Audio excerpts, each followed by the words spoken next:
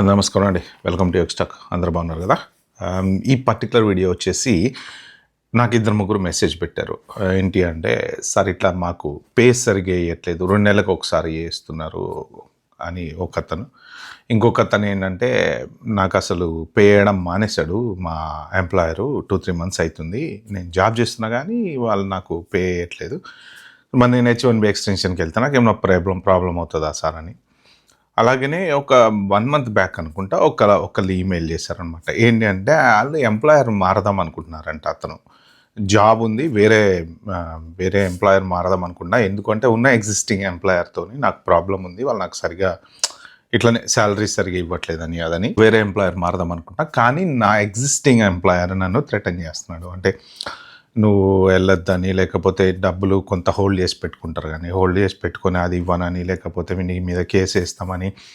జనరల్గా ఏంటంటే చాలామంది కూడా కేసులు వేస్తాము, అది వేస్తాము, ఇది వేస్తాము, లాసూట్లు ఈ సూట్లు అవంటే భయపడుతూ ఉంటారు అనమాట. సో అయితే ఈ పర్టిక్యులర్ వీడియోలో ఏంటంటే, మీకు శాలరీస్ కనుక రాకపోతే ఏంటి పరిస్థితి, నెక్స్ట్ ఎక్స్టెన్షన్లో వస్తాయా రావా, అసలు ఎక్స్టెన్షన్లోకి వెళ్ళొచ్చా లేదా, ఇప్పుడు యూఎస్ఏఎస్ డీటెయిల్గా స్క్రూటినీ కూడా చేస్తుంది కదా. సో ఆ details main salary related, H1B related దీంట్లో మాట్లాడుకుందాం. ఒకవేళ మీరు ఎంప్లాయర్ మారాలి అంటే మీ పాత ఎంప్లాయర్ దగ్గర పర్మిషన్ తీసుకోవాలా? సో ఇప్పుడు ఏంటి, ఒకవేళ మీరు శాలరీ రాకపోతే పరిస్థితి ఏంటి, ఏం చేయొచ్చు మీరు? ఎంప్లాయర్ని ఏమైనా చేయొచ్చా, లేకపోతే వాళ్ళ మీద ఏమైనా యాక్షన్ తీసుకోవచ్చా? ఈ పర్టికులర్ డీటెయిల్స్ అన్ని మాట్లాడుకుందాం. చిన్న క్విక్ డిస్క్లైమర్ ఏంటంటే, నేను కాదు. సో నాకున్నటువంటి నాలెడ్జ్ ప్రకారం నేను ఒక చిన్న పవర్ పాయింట్ ప్రజెంటేషన్ లాగా చేసి ఒక 2-3-4 స్లైడ్లు నేను మీకు చూపిస్తా. అది కింద లింక్ డిస్క్రిప్షన్లో పెడతా, మీరు కావాలంటే వెళ్ళి డౌన్లోడ్ చేసుకోండి. ఎందుకంటే స్లైడ్స్ అన్నీ చేస్తే మనకి టైం ఎక్కువ వేస్ట్ అయిపోతుంది అనమాట. సో ఇంకా మనం టాపిక్లోకి వెళ్ళిపోదాం. ఫస్ట్ థింగ్ ఏంటంటే, ప్రెజెంట్ ఇప్పుడు లే ఆఫ్స్ అయితే జరుగుతున్నాయి, చాలా జరుగుతున్నాయి. అన్ని కంపెనీస్, పెద్ద పెద్ద కంపెనీస్ లే ఆఫ్స్ చేస్తున్నాయి. తర్వాత బయట వేరే మీడియం రేంజ్డ్ కంపెనీస్ లే ఆఫ్స్ చేస్తున్నాయి. సో బిజినెస్ లేదు, అవి లేదు, ఇవి లేదు, రకరకాలుగా అయితే నడుస్తున్నాయి. సో ఇప్పుడున్న పరిస్థితులలో పెద్ద కంపెనీస్లోంచి ఎవరైనా లే ఆఫ్ అయ్యారంటే మళ్ళీ వాళ్ళకి జాబ్ దొరకకపోతే జనరల్గా చాలామంది ఏంటంటే ఏదైనా చిన్న కంపెనీ ద్వారా కానీ, కన్సల్టెన్సీ ద్వారా కానీ జాబ్ ఎత్తుక్కోవటం, H1B ట్రాన్స్ఫర్ చేసుకోవడం, ఇలాంటివన్నీ చేస్తుంటారనమాట. అదర్ దెన్ దట్ ఏంటంటే, ఈ పెద్ద కంపెనీస్ కాకుండా చాలామంది కూడా ఎవరెవరైతే ఏజెన్సీల ద్వారా, ఏజెన్సీ ఇన్ ద సెన్స్ కన్సల్టెన్సీల ద్వారా మీరే H1B వీసా చేయించుకొని వచ్చి అమెరికా వచ్చి జాబులు ఎత్తుకుంటా వాళ్ళతోనే ఉంటా, వాళ్ళ I-140 అప్లై చేసుకుంటా, ఇలాగా ఒక సెక్షన్ అనేది నడుస్తుంది. ఎందుకంటే అందరికీ గూగుల్లో జాబులు రావు, అందరికీ ఒరాకిల్లో జాబులు రావు. వేరే కంపెనీస్ కూడా చాలా ఉన్నాయి కదా, ఎంప్లాయీస్ రిక్వైర్మెంట్ ఉన్నటువంటి కంపెనీలు. సో వాళ్ళందరికీ ఏంటంటే ఈ కన్సల్టెంట్ల ద్వారా చిన్న చిన్న కాంట్రాక్ట్లు అవి ఇవి చేసుకుంటే ఏదో ఒక రకంగా నడిపించుకుంటూ వస్తారనమాట. ఇప్పుడు చాలా మందికి ఉన్నటువంటి మెయిన్ ప్రాబ్లం ఏంటంటే, ఎంప్లాయర్ సరిగ్గా పే చెయ్యట్లేదు. మరి అందరు కన్సల్టెన్సీలు అలానే ఉంటాయంటే ఉండవు. ఎందుకు అంటే చాలా కంపెనీస్ ఈవెన్ మన వాళ్ళవే, మన ఇండియన్స్వి, మన తెలుగు వాళ్ళు పెట్టుకునేవి కూడా చాలామంది కూడా కొంతమంది డీసెంట్గా ఎంప్లాయీస్ని మెయింటైన్ చేస్తూ, ప్రాపర్గా శాలరీలు ఇస్తూ, పర్ఫెక్ట్గా రూల్స్ ఫాలో అవుతూ మెయింటైన్ చేస్తున్నారు. ఎందుకు అంటే వాళ్ళ ఎయిమ్ అలాంటిది. వాళ్ళు ఒక మంచి కంపెనీ మెయింటైన్ చేసుకుందాం అనుకున్నారు, దాన్ని ఒక బిజినెస్ లాగా చూసుకుంటున్నారు. కాబట్టి ఆ బిజినెస్ లాగానే చూస్తారు వాళ్ళు. ఎక్కడ కూడా గవర్నమెంట్ని చీట్ చేయటం, ఎంప్లాయీస్ని చీట్ చేయటం అలా ఉండవు. అలాంటి కంపెనీస్ చాలా ఉన్నాయి. సో మీరు ఎవరైనా సరే ఫస్ట్ ఆఫ్ ఆల్ అలాంటి కంపెనీస్ ఏంటనేది ఫస్ట్ ఎత్తుక్కోండి, ఒకవేళ చేంజ్ ఆఫ్ ఎంప్లాయర్ చేసుకోవాలి అనుకుంటే. నెక్స్ట్, ఎవరైతే మీకు శాలరీ సరిగ్గా రావట్లేదో, జనరల్గా పే ఎలా ఉంటుంది అంటే మంత్లీ ట్వైస్ రన్ చేస్తూ ఉంటారు. 15 డేస్ పే చెక్ రన్ చేస్తూ ఉంటారు అనమాట. సో కొంతమంది ఏం చేస్తారంటే ఒక 15 డేస్ది హోల్డ్ చేసి 15 డేస్ది వేయటము, తర్వాత కొంతమంది మంత్ది హోల్డ్ చేసి ఎవ్రీ మంత్ ఆల్టర్నేట్ మంత్స్ వేయటము. నాకు వచ్చినటువంటి మెసేజ్లో అతను చెప్పింది ఏంటంటే, అసలు నాకు 2-3 మంత్స్ నుంచి శాలరీ వేయట్లేదు, అసలు నాకు ఎంత అడిగినా కానీ రెస్పాండ్ అవ్వట్లేదు అని చెప్పేసి. మీకు ప్రాబ్లం అవుతుందా ఇట్లాంటి సిచ్యువేషన్లో అంటే, ఫస్ట్ ఆఫ్ ఆల్ అయ్యే ఛాన్సెస్ అయితే ఉంటాయి. మీకు పేపర్ పే స్టబ్స్ మాన్యువల్గా ఇస్తున్నారు అంటే వాళ్ళు ప్రాపర్గా అకౌంటెన్సీ చూపిస్తున్నారా లేదా? ఎందుకంటే end of the year accountant ప్రాపర్గా అన్ని లెక్కలు చూపించి, ఇదిగో ఇంత ఖర్చు అయింది, ఎంప్లాయీస్కి ఇంత అయింది, ఇవన్నీ జనరల్ అకౌంటెన్సీ ఇష్యూస్ కదా. అలా గనక మన పేరు మీద ట్యాక్స్ వాళ్ళు చూపించేది ఒకటి, ఎల్సీఏలో ఉండేది ఒకటి, ఇలాంటివన్నీ ఉంటే కనుక ఖచ్చితంగా మళ్ళీ నెక్స్ట్ ఎక్స్టెన్షన్కి వెళ్ళినప్పుడు కొంచెం ప్రాబ్లం అయితే అవుతుంది అన్నమాట. సో ఇలాంటి సిచ్యువేషన్లో ఏం చేయొచ్చు? శాలరీస్ రావట్లేదు, అవి రావట్లేదు, ఇవి రావట్లేదు అంటే, ఫస్ట్ ఆఫ్ ఆల్ అసలు ఎంప్లాయర్ రెస్పాన్సిబిలిటీ ఎక్కువ ఉంటుంది దీంట్లో. ఎందుకంటే మీకన్నా మీ ఎంప్లాయరే ఎక్కువ సిస్టమ్కి రూల్స్కి కట్టుబడి ఉండాలి. మీ ఎంప్లాయర్ రూల్ ఏంటి అంటే ఖచ్చితంగా మీకు ఎల్సిఏలో ఏదైతే శాలరీ పెట్టారో ఆ శాలరీ ప్రకారం ఇవ్వాల్సిందే. Okay, there is no doubt about it. So మీకు ప్రతి నెల పే స్లిప్స్ ఇవ్వాల్సిందే. పే స్లిప్కి సంబంధించిన అమౌంట్ బ్యాంకులో పడాల్సిందే. ఇవన్నీ మ్యాచ్ అవ్వాలి. రేపొద్దున మీరు ఎక్స్టెన్షన్కి వెళ్ళాలి. సో ఇవన్నీ కనుక మీరు రాకపోతే కంపల్సరీ మీరు ఎంప్లాయర్ని అడగటానికి ఛాన్స్ అయితే ఉంటుంది అనమాట. సో ఇవి ఎంప్లాయర్ కంపల్సరీ ఫాలో అవ్వాల్సిన బేసిక్ రూల్స్ అనమాట. సో కనుక ఇవన్నీ వాళ్ళు అంటే ఒకవేళ మీరు బెంచ్లో ఉన్నారు, ఫర్ ఎగ్జాంపుల్ మీరు బెంచ్లో ఉన్నా సరే మీ టర్మ్స్ అండ్ కండిషన్స్ ప్రకారం, ఎందుకంటే ఇప్పుడు మీరు డిఫరెంట్ క్లయింట్కి పని చేస్తున్నప్పుడు ఒక క్లయింట్ దగ్గర కాంట్రాక్ట్ అయిపోతే మళ్ళీ ఇంకొక క్లయింట్ దగ్గర కాంట్రాక్ట్ ఎత్తుకుంటారు కాబట్టి కంపల్సరీ వాళ్ళు మీకు శాలరీ పే చేయాల్సిందే అనమాట. ఒకవేళ వీటిల్లో ఏది ఫాలో అవ్వకపోయినా కూడా వాళ్ళు డిపార్ట్మెంట్ ఆఫ్ లేబర్ యొక్క రూల్స్ని వాళ్ళు వయలేట్ చేసినట్టు అవుతుంది. కాబట్టి మీకన్నా ఎక్కువ ప్రాబ్లం వాళ్ళకే ఉంటుంది అనమాట. ఇప్పుడు యుఎస్ఏఎస్ వాళ్ళు, ఇప్పుడు మీరు ఫర్ ఎగ్జాంపుల్ ఎక్స్టెన్షన్కి వెళ్ళారు, చేంజ్ ఆఫ్ ఎంప్లాయర్కి వెళ్ళారు, వాళ్ళు డీటెయిల్స్ స్క్రూటినీ చేస్తే ప్రాబ్లం మీకా ఎంప్లాయర్కా అంటే ఫస్ట్ థింగ్ వచ్చేసి రీసెంట్గా జరుగుతున్నటువంటి సోషల్ మీడియా ఎక్స్పోజులు విపరీతంగా పెరిగిపోయినాయి. ఎందుకంటే నిన్న ఆ 7-Elevenలో H1B అతను H1B మీద పనిచేస్తున్నావా అన్న ఒక క్లిప్పు ఇప్పుడు వరల్డ్ వైడ్ సర్క్యులేట్ అవుతుంది. ఒక రేంజ్లో సర్క్యులేట్ అవుతుంది. ఇన్స్టాగ్రాము, టిక్టాక్, తర్వాత పెద్ద న్యూస్ ఛానల్స్ కూడా వెళ్ళిపోయింది అది. అన్ని ఇంగ్లీషు, తెలుగు ఏ ఛానల్ ఉంటే ఆ ఛానల్, బాలీవుడ్, హాలీవుడ్ ఛానల్తో సహా అన్ని ఛానల్స్లో విపరీతంగా ఒక ఫోటో పర్ఫెక్ట్గా సర్క్యులేట్ అవుతుంది. కాబట్టి H1B మీద చాలా డీటెయిల్ స్క్రూటినీ చేస్తున్నారు. RFEలు చాలా ఎక్కువ వస్తున్నాయి. ఎందుకు అంటే ఇప్పుడు గూగుల్, మెటా, ఫేస్బుక్ ఇలాంటి పెద్ద కంపెనీలు ఉన్నాయనుకోండి, మీకు వాళ్ళు ఖచ్చితంగా ఆబ్వియస్లీ రూల్స్ అన్ని పర్ఫెక్ట్ ఫాలో అవుతారు, శాలరీస్ అన్ని పర్ఫెక్ట్గా ఇస్తారు. ఎందుకంటే పెద్ద కంపెనీస్ కాబట్టి ఒరాకిలో ఇట్లాంటివన్నీ రూల్స్ అన్ని ఫాలో అవుతారు. కానీ మాకు పెద్ద ప్రాబ్లం ఉండకపోవచ్చు. మీరు త్రూ కన్సల్టెన్సీ ద్వారా కనుక వేరే ఎవరికైనా క్లయింట్కి చిన్న కంపెనీస్ కూడా ఉంటాయి కదా, ఫెడరల్ గవర్నమెంట్ పనిచేయడం, లేకపోతే చిన్న కంపెనీస్ పనిచేయడము, ఇలా చేస్తున్నట్టయితే వాళ్ళు మీ మీద ఎక్కువ యుఎస్సిఎస్ వాళ్ళు ఇన్వెస్టిగేషన్ చేసేటువంటి ఛాన్స్ ఉంది. ఫస్ట్ థింగ్ ఏంటంటే రీసెంట్గా సోషల్ మీడియాలో వస్తున్న న్యూస్ ప్రకారం ఏంటంటే చాలా అటార్నీస్ వెబ్సైట్లలో కూడా రాసింది ఏంటంటే RFEలు ఎక్కువ వస్తున్నాయి. ఎందుకు అంటే ఫస్ట్ ఆఫ్ ఆల్ ఎంప్లాయర్ దగ్గర ఈ ఇన్హౌస్ క్లయింట్లు అని పెట్టే వాళ్ళు కొంచెం చాలామంది ఉన్నారు. సో ఇవన్నీ చూస్తే ఏంటంటే ఈ RFEలో మీ ఎంప్లాయర్ మీతో సరిగ్గా మీకు పే చేశాడా లేదా, మీకు జాబ్ ఉందా లేదా, మీ క్లయింట్ ఉన్నాడా లేదా, ఇవన్నీ ఎక్కువ డీటెయిల్స్ అడుగుతున్నారు అనమాట. ఇప్పుడున్న సిచ్యువేషన్లో కనుక మీరు ఇట్లాంటి శాలరీ సరిగ్గా వేయలేదు, లేకపోతే గ్యాప్స్ ఉన్నాయి, లేకపోతే 60 days సరిగ్గా మెయింటైన్ చేయలేదు, ఇలాంటి వాటిల్లో మీ వైపు నుంచి మీ తప్పులు ఏమన్నా ఉంటే మీరు సరి చేసుకోండి. లేదంటే మీ ఎక్స్టెన్షన్ ఖచ్చితంగా ప్రాబ్లం అయ్యే ఛాన్స్ ఉంది.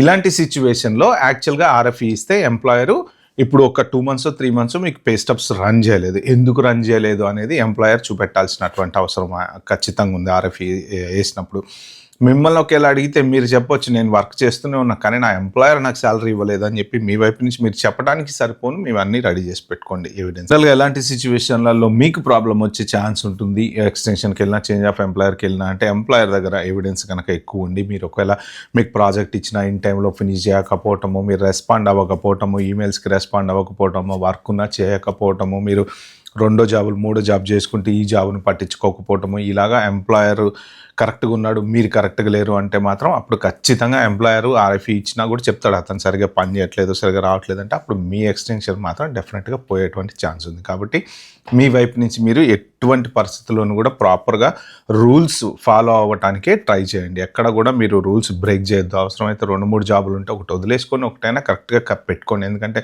మొత్తానికే H1 పోతే అసలు 2 జాబులు అన్నీ పోతాయి. కాబట్టి అట్లీస్ట్ ఒక జాబ్ అన్నా కరెక్ట్గా ఉండేటట్టు చూసుకోండి. సో ఇలాంటి సిచ్యువేషన్లో కన్నా RFE ఇచ్చినప్పుడు ఒకవేళ మీకు పే స్లిప్స్ సరిగ్గా ఇవ్వలేదు, బ్యాంక్ స్టేట్మెంట్లు సరిగ్గా లేవు, ట్యాక్స్ సరిగ్గా రన్ చేయలేదు అన్నప్పుడు మీ వైపు నుంచి ఏ తప్పు కనుక లేదు, మీకు జాబ్ ఉంది, మీరు ప్రూవ్ చేశారు నాకు జాబ్ ఉంది, నేను రెగ్యులర్గా జాబ్కి వెళ్తున్నా అది ఇది అన్నప్పుడు ఆ RFEలు వస్తేనా లేకపోతే ఇన్వెస్టిగేషన్కి వెళ్ళినా ప్రాబ్లం ఎవరికి అంటే మీకు ఎంప్లాయర్కే ప్రాబ్లం, మీకన్నా ఎక్కువ ఆయనకే ప్రాబ్లం ఉంటుంది. వాళ్ళే ప్రూవ్ చేసుకోవాల్సిన అవసరం ఉంటుంది. ఒకవేళ వాళ్ళు కనుక ప్రూవ్ చేసుకోలేకపోతే దానికి తగ్గ ఫైన్స్, ఆ తర్వాత ఆడిట్స్, తర్వాత అలా క్రిమినల్ పెనాల్టీస్, రకరకాల రూల్స్ ఉంటాయి కదా, ఆ రూల్స్ ప్రకారం వాళ్ళకే ఎక్కువ ప్రాబ్లం వస్తుంది అనమాట. ఇప్పుడు ఇది ఎవరికి వర్తిస్తుంది నేను చెప్పేది అంటే, మీకు జాబ్ లేకుండా మీరు కనుక ఫేక్ పేరోల్ రన్ రన్ చేస్తున్నారు అనుకోండి, అది మీకు వర్తించదు. ఎందుకంటే ఆల్రెడీ మీరు వయలేషన్లో ఉన్నట్టే ఖచ్చితంగా. ఒకవేళ ఎందుకంటే జాబ్ కంపల్సరీ ఉంటేనే ఇప్పుడున్న పరిస్థితుల్లో H1లు రావడం కష్టంగా ఉంది. జాబ్ లేకుండా మీరు ఏదో అమెరికాలో కాలం గడపడానికి ఉన్నారనుకోండి, కొంచెం ఇబ్బంది అవుతుంది. ఒకవేళ సో మీకు జాబ్ కరెక్ట్గా ఉండి కనుక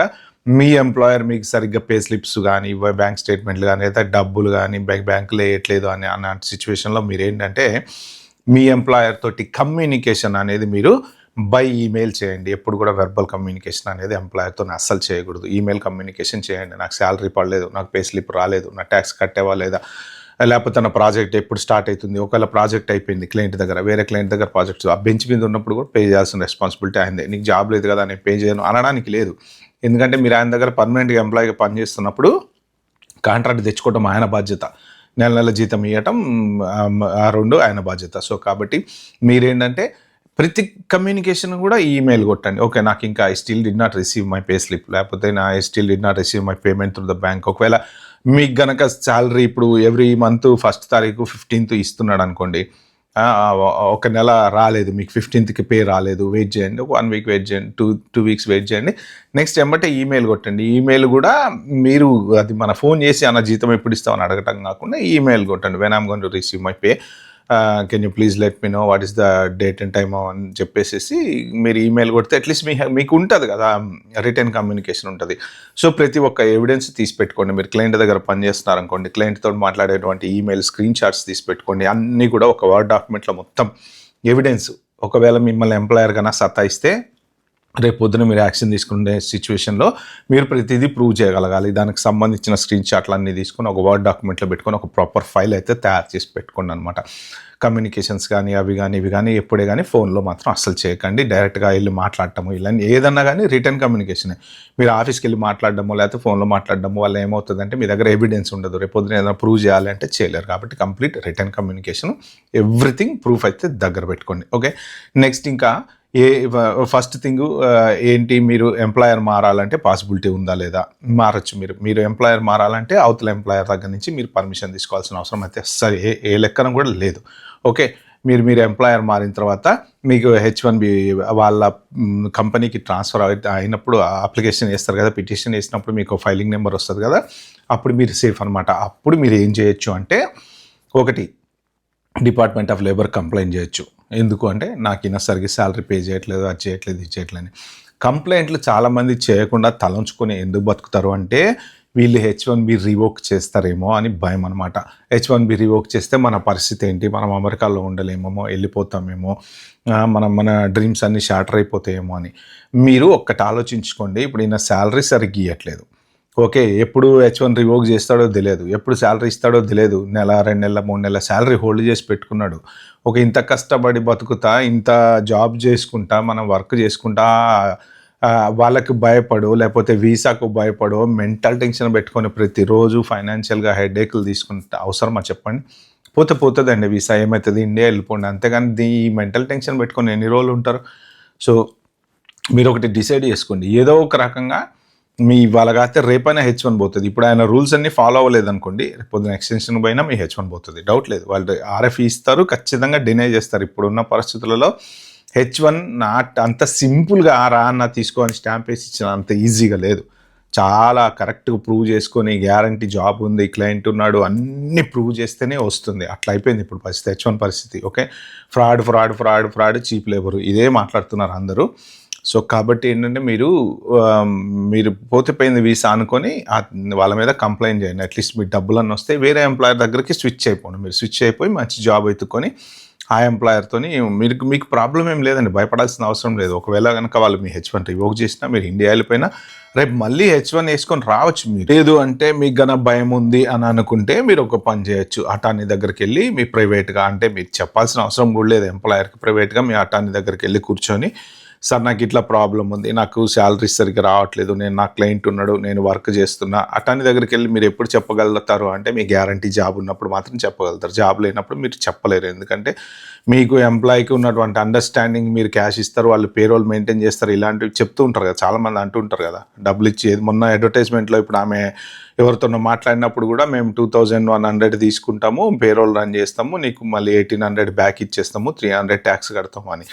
సో ఇది ఓపెన్ ఓపెన్గా పబ్లిక్గా సోషల్ మీడియాలోనే ఉంది ఇది. సో ఇలాంటివి చేసినప్పుడు మీకు మాట్లాడే రైట్ ఉండదు, ఎందుకంటే మీరు ఆల్రెడీ వయలేషన్ చేస్తున్నారు. వయలేషన్ చేసినప్పుడు మీరు పోయి ఏమడుగుతారు? కానీ జాబ్ ఉండి జెన్యున్గా మీకు కాంట్రాక్ట్ మీద కంపెనీకి డబ్బులు వస్తున్నాయి కానీ మీకు శాలరీ ఇవ్వట్లేదు అన్నప్పుడు మీరు వెళ్ళి అటార్నీ దగ్గర కూర్చొని ఇది పరిస్థితి అండి, ఏం చేయాలని అడగచ్చు అనమాట. ఓకే ఫ్రెండ్స్, మొత్తానికైతే ఫస్ట్ ఆఫ్ ఆల్ కంపెనీకి ఎంతైతే రెస్పాన్సిబిలిటీ ఉంటుందో అంత రెస్పాన్సిబిలిటీ మీకు ఉండకపోవచ్చు.